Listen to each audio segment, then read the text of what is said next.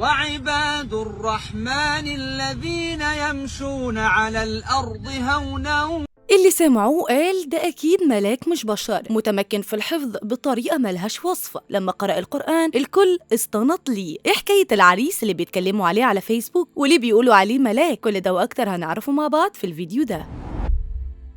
قالوا عنه إنه صوته ملائكي، خامة ونبرة ملهاش وصف، نادر إنه يكون فيه صوت بالحلاوة دي، وعلشان كده وصفوه إنه ملاك. العريس اللي فيديوهاته مغرقة السوشيال ميديا، الناس كلها بتحبه، مفيش حد سمع صوته غير وأعجب بيه، حبوه بطريقة فوق الوصف. العريس كان رايح لقاعة الفرح ومعاه عروسته، والطريق كان زحمة عليهم جدا، ومن الزهق العريس قرر انه يستغل الوقت ده ويقرأ فيه قرآن. ولاجل حظ الناس الجميل في واحد صوره فيديو، وكان لينا نصيب ان نشوفه وهو بيقرأ القرآن بحلاوة صوته دي. من التعليقات ومن قرايب العريس اتضح انه حافظ جيد جدا للقرآن الكريم، كان بيحفظ من صغره وربنا كرمه بالقرآن وبقى بيقرأ كويس وبصوت حلو كمان، بيقرأ بصوت نادر جدا عمرك ما تشوفه لحد دلوقتي. خامة الصوت وطبقته ممتازة، ده غير انه متمكن في الحفظ بطريقة كويسة جدا. ده ممكن تأهله إنه يدخل مسابقات حفظ القرآن الكريم، وكمان يدخل مسابقات القراءة، يبقى مقرئ مثلا يعني. ولا انتم ايه رأيكم في النقطة دي؟ اللي عنده فيكم اختلاف في الرأي في النقطة دي يكتبها لي في التعليقات. في ناس من اللي يعرفوا العريس قالوا إنه كان بيقرأ قرآن وهو في طريقه للفرح بغرض إنه يقلل الضغط والتوتر اللي عليه وعلى عروسته. دي ليلة فرحهم، وحالهم زي أي اتنين في الليلة دي بيكون في توتر شوية على شوية خوف. العريس قرأ كم آية من سورة الفرقان، قرأ من الآية 62 وما بعدها زي ما ربنا يسر له قرأ، والحقيقة كان صوته حلو ومميز، وكان في العريس من الوقار والهدوء اللي خلى عدد كبير من الناس يعجبوا بيه.